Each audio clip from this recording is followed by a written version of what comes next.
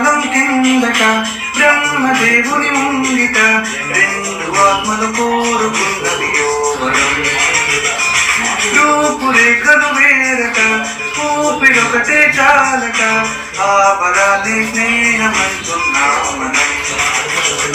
కంటి పాపని కాపు కాసే చెంతరైపల కాపలాగా నిన్ను చెరిమికి నువ్వు నేను నీడనివ్వాలి.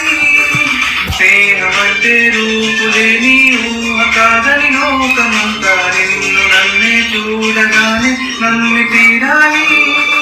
కొంతకాలం కిందట బ్రహ్మదేవుని ముంగిట రెండు ఆత్మలు కోరుకున్నవి యోవరం.